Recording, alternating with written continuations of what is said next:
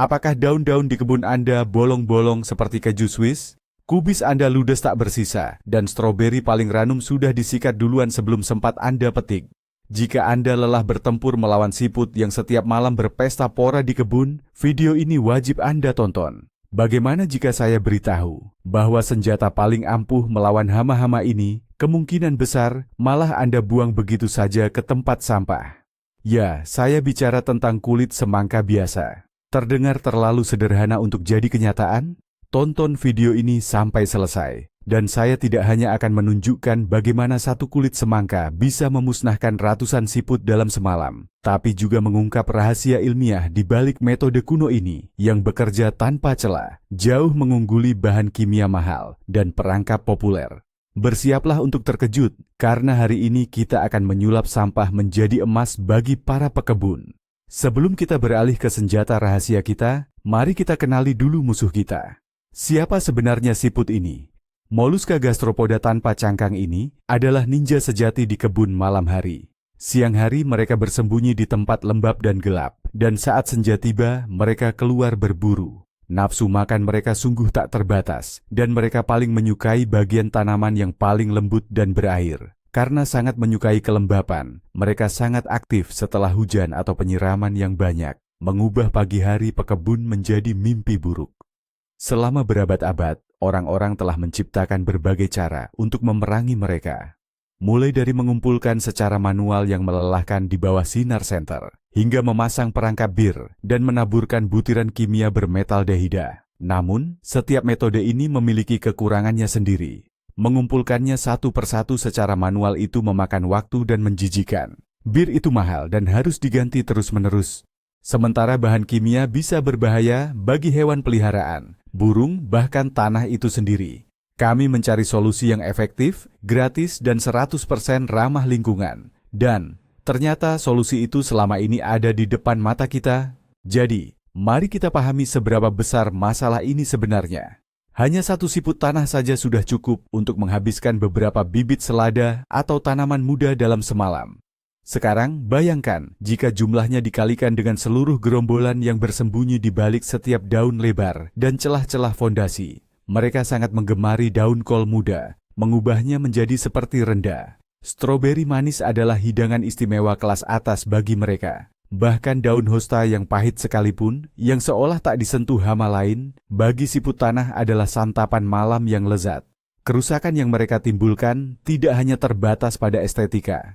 Tanaman yang rusak menjadi rentan terhadap infeksi jamur dan bakteri, yang pada akhirnya bisa mengakibatkan kegagalan panen total. Anda telah mengerahkan tenaga, waktu, dan uang untuk mengurus kebun Anda. Namun gerombolan licin ini bisa memusnahkan semua kerja keras itu hanya dalam satu malam. Rasa frustrasi semacam ini sudah pasti akrab bagi setiap pekebun, dan justru inilah yang memacu kita untuk terus mencari metode perlindungan yang lebih ampuh. Mari kita bahas metode populer yang sering digunakan, jebakan bir.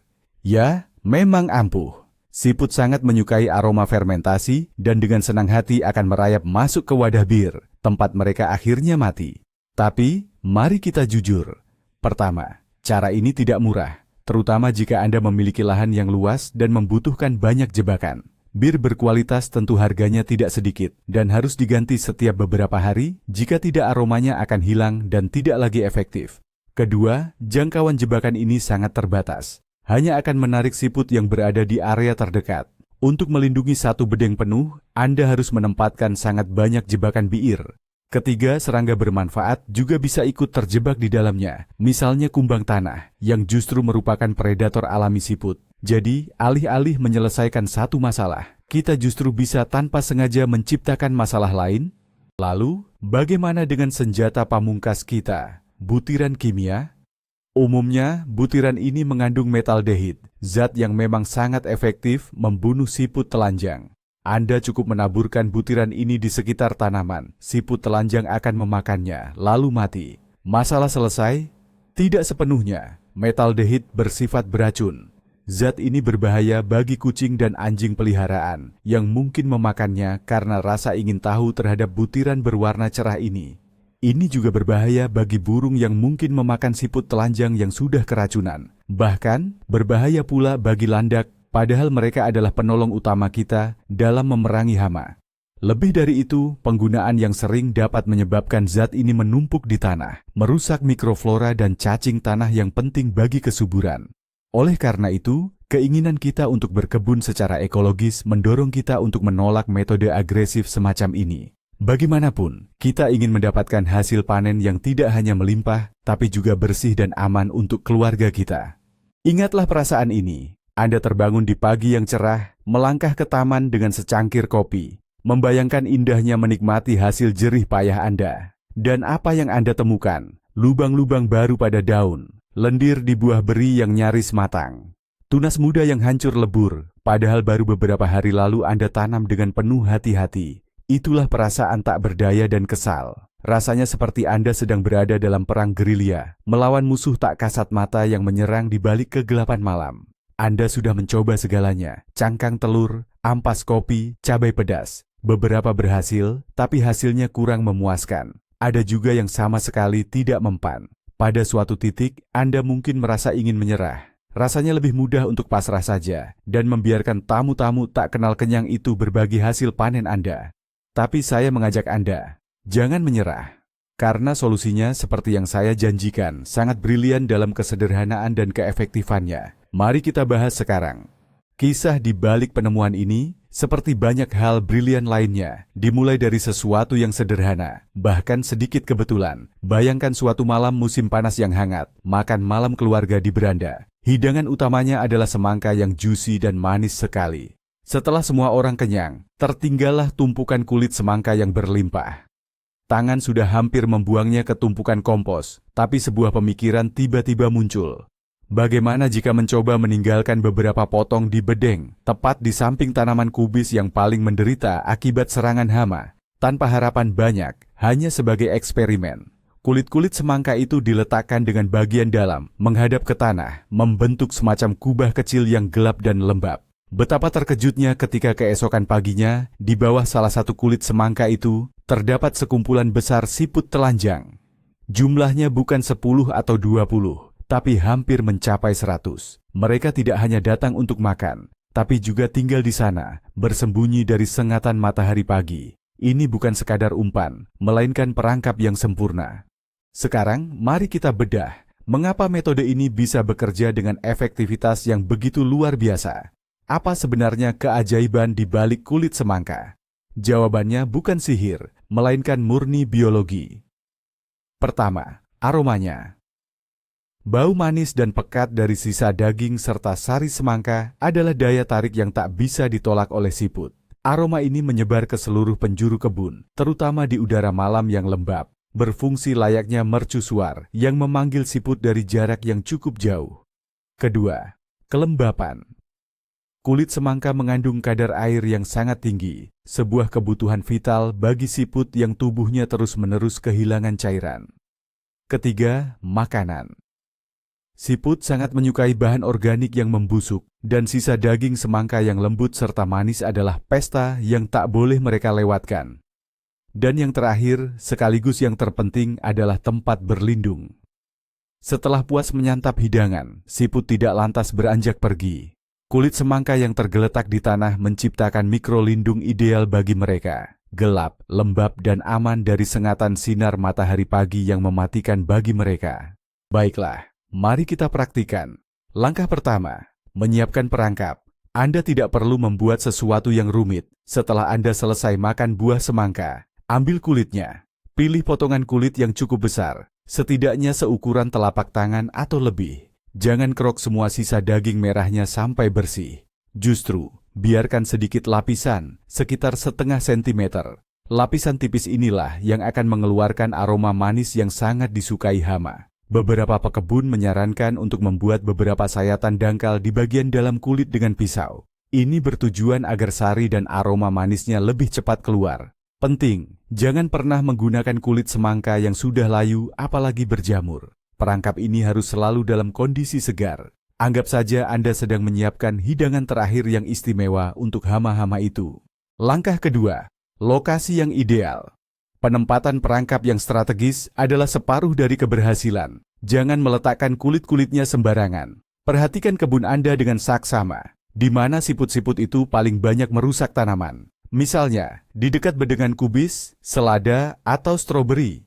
Nah, disitulah perangkap-perangkap kita harus Anda pasang. Letakkan kulit-kulit itu tepat di antara barisan tanaman, dengan jarak sekitar 1,5 hingga 2 meter satu sama lain. Pastikan juga untuk menempatkan beberapa di dekat tumpukan kompos, di bawah semak-semak, dan di sudut-sudut taman yang teduh serta lembab. Ini adalah tempat favorit para siput untuk bersembunyi dan beristirahat di siang hari. Selalu letakkan kulit buah dengan bagian dagingnya menghadap ke bawah. Bahkan, Anda bisa sedikit menekan salah satu sisinya ke dalam tanah, agar tercipta pintu masuk yang mudah bagi hama. Dengan cara ini, Anda akan berhasil mencegat mereka sebelum mencapai tanaman-tanaman kesayangan Anda. Coba bayangkan apa yang sebenarnya terjadi di malam hari saat Anda terlelap dalam tidur. Ketika matahari terbenam dan embun mulai membasahi dedaunan, para siput telanjang itu pun mulai keluar dari persembunyiannya. Reseptor primitif mereka segera menangkap aroma manis dan memikat dari semangka yang menguar di udara. Bagi mereka, aroma ini bagaikan nyanyian siren yang memukau para pelaut. Aroma itu mengalahkan wangi tanaman Anda, menarik mereka ke satu arah yang sangat jelas. Dari segala penjuru, dari balik batu, hingga rimbunnya rumput, mereka merayap penuh tujuan menuju sumber aroma. Mereka menemukan kulit semangka, lalu merayap masuk ke bawahnya, dan mulailah pesta pora mereka. Bagi mereka, ini seperti menemukan restoran gratis all-inclusive yang buka tepat di tengah-tengah area perburuan mereka. Mereka makan, beristirahat, dan merasa sangat aman di bawah kubah hijau yang kokoh itu. Dan tibalah pagi, momen kebenaran yang ditunggu. Siapkan sarung tangan dan ember Anda. Dekati kulit semangka pertama yang Anda biarkan semalam. Tahan napas, lalu balikan kulitnya dengan hati-hati, namun cepat. Apa yang akan Anda lihat mungkin akan mengejutkan Anda. Seluruh permukaan bagian dalam kulit semangka dan tanah di bawahnya akan dipenuhi siput telanjang dari berbagai jenis dan ukuran. Puluhan, bahkan mungkin ratusan ekor, yang seharusnya menggerogoti tanaman Anda, kini berkumpul di satu titik. Ini adalah pemandangan yang luar biasa. Anda tidak hanya berhasil mengusir mereka, tetapi Anda juga telah mengumpulkan hampir seluruh populasi siput telanjang dari beberapa meter persegi terdekat ke satu lokasi. Ini adalah sebuah kemenangan. Kemenangan yang murni, meyakinkan, dan sama sekali tidak membutuhkan biaya. Tidak ada metode lain yang dapat memberikan hasil sejelas dan semasif ini hanya dalam satu malam. Poin penting yang perlu dipahami, kulit semangka bukan sekadar umpan, melainkan perangkap sekaligus tempat berlindung yang lengkap. Disitulah letak kejeniusannya. Contohnya, jika Anda menaburkan pelet beracun, siput mungkin memakan satu lalu merangkak pergi untuk mati di tempat persembunyiannya. Anda bahkan tidak akan melihat hasilnya. Perangkap bir hanya akan mengumpulkan siput yang jatuh ke dalamnya. Namun, kulit semangka memanfaatkan insting alami siput untuk melawannya sendiri. Insting mencari makan membawanya ke kulit semangka. Dan insting bertahan hidup membuatnya tetap tinggal di bawahnya untuk bersembunyi dari siang hari dan predator. Mereka secara otomatis berkumpul di lokasi yang nyaman bagi Anda, menunggu Anda datang untuk menentukan nasib mereka. Mereka tidak berkeliaran di kebun, melainkan diam menunggu. Ini mengubah perburuan hama yang melelahkan menjadi prosedur panen yang sederhana. Jadi, Anda sudah berhasil mengumpulkan banyak siput. Lalu, apa yang harus dilakukan selanjutnya? Ada beberapa pilihan dan keputusan ada di tangan Anda. Pilihan termudah dan tercepat adalah mengumpulkan mereka ke dalam ember berisi larutan air garam pekat atau air sabun. Ini akan membuat mereka mati dengan cepat. Beberapa pekebun lain memilih untuk membuang hama yang sudah terkumpul ini jauh dari area kebun mereka, misalnya ke hutan atau lahan kosong. Jika Anda punya ayam atau bebek, mereka pasti akan sangat senang dengan camilan kaya protein ini. Yang penting, jangan hanya membiarkan mereka tergeletak di jalan setapak, karena banyak yang bisa bertahan hidup dan kembali. Kulit semangka yang digunakan sebagai umpan bisa dipakai ulang untuk satu malam lagi, meskipun efektivitasnya mungkin sedikit berkurang. Setelah itu, sebaiknya masukkan saja ke dalam tumpukan kompos, di mana ia akan cepat terurai dan menjadi pupuk yang sangat baik. Mari kita lakukan sedikit analisis ekonomi. Satu bungkus pelet siput standar harganya lumayan mahal, dan untuk lahan yang luas, mungkin tidak akan cukup. Bahkan sebotol bir termurah pun juga merupakan biaya tambahan. Kalikan itu dengan jumlah jebakan yang Anda butuhkan, dan seberapa sering Anda harus menggantinya sepanjang musim. Total biayanya bisa jadi cukup signifikan dan terasa memberatkan. Lalu, berapa harga kulit semangka? 0 rupiah. Itu hanyalah limbah yang tadinya akan Anda buang begitu saja. Anda mendapatkan dua keuntungan sekaligus, menikmati semangka yang lezat, dan pada saat yang sama, memperoleh cara yang benar-benar gratis dan sangat efektif untuk melindungi kebun Anda. Di dunia berkebun, di mana setiap rupiah sangat berharga, menemukan solusi seperti ini adalah sebuah keberuntungan besar. Ini adalah contoh pendekatan yang cerdas, hemat biaya, dan pada saat yang sama, sangat produktif dalam mengelola lahan Anda.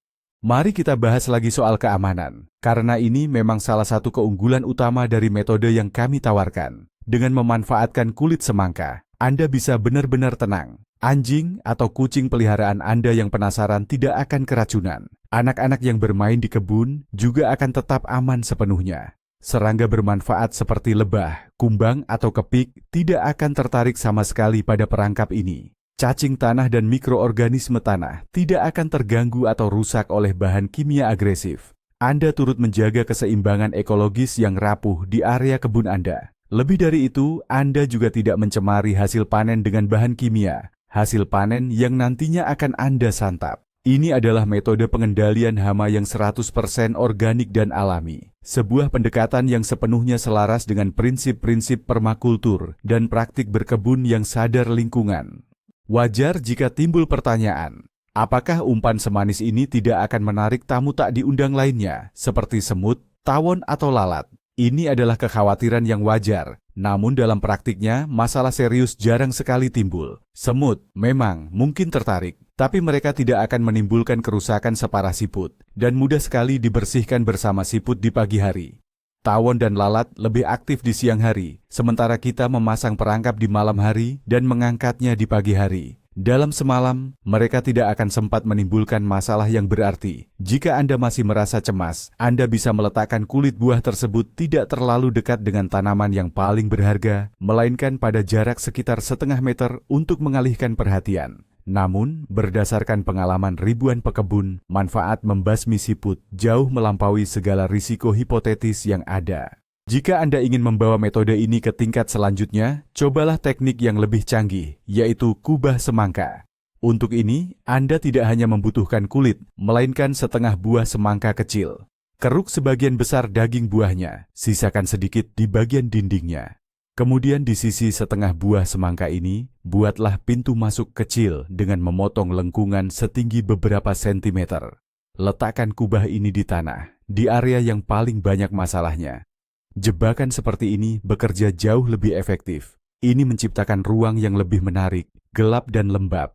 Siput-siput akan berbondong-bondong masuk, dan di pagi hari, Anda tinggal mengangkat seluruh rumah tersebut dan membuang isinya. Ini adalah pilihan ideal untuk melindungi tanaman yang sangat berharga, seperti bedengan stroberi premium atau bibit muda.